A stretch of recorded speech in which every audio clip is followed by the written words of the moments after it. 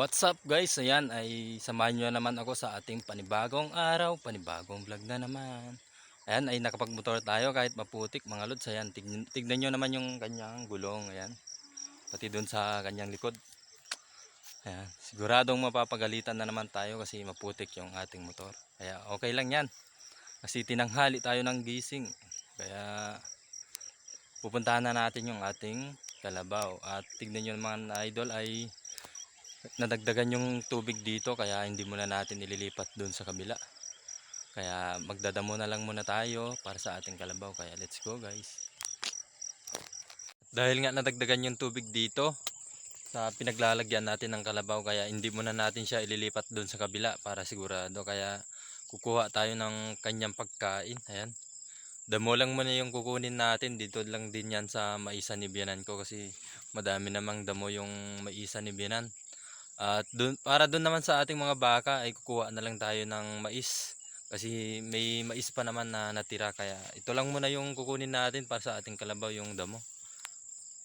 At dahil marami na nga yung kinuha nating mga damo mga idol para sa ating kalabaw, ay yan ay dadala na natin sa kanya. Malapit lang to sa ating kalabaw mga idol. Ayan. Diyan lang tayo kumuha at ito lang naman yung kalabaw natin yan. Kaya hindi tayo mahirapan magbuhat.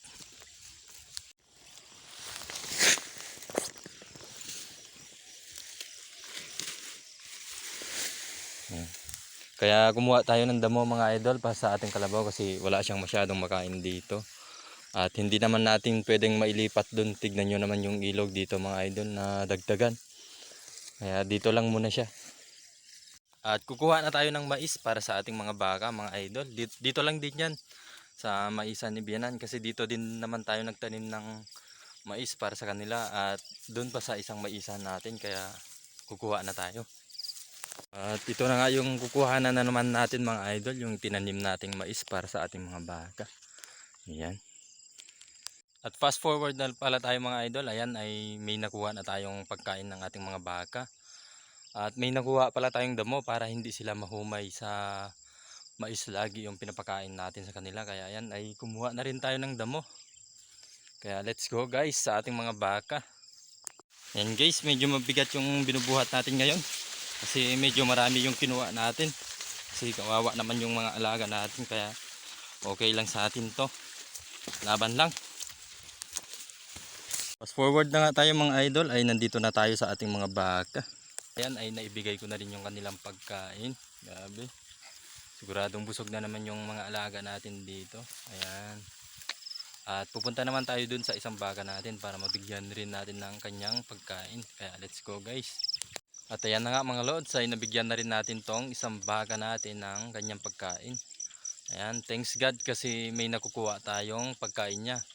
Tulad lang ng damo at saka yung tinanim nating mais. Kaya thank you Lord sa blessings na binibigay mo sa amin araw-araw. Pati na din dito sa ating mga baka. Kaya thanks God. Ay nadagdagan nga yung ilog dito sa amin, kaya ayan ay hindi muna natin inilipat yung ating kalabaw dun sa kabila, kaya dun lang muna siya. At yan nga ay kinababahala natin, kaya laging ready tayo na ililipat natin paghapon.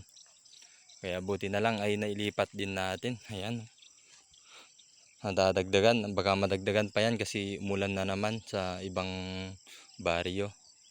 Kaya laging safety na lang yung sinisafety na lang natin yung ating mga alaga para sigurado na ligtas sila. At dahil nga tapos na tayo sa ating kalabaw, nabigyan na rin natin ng pagkain at itong mga baka natin. Kaya pauwi na rin tayo mga idol kasi may trabaho pa tayo. At dahil nga tinanghali pa tayo ng gising kanina ay buti na lang nakapagmotor pa tayo kahit maputik. Kaya maraming salamat na naman sa inyo mga idol sa inyong panonood. God bless po sa inyong lahat. Bye bye. Thanks for watching mga idol.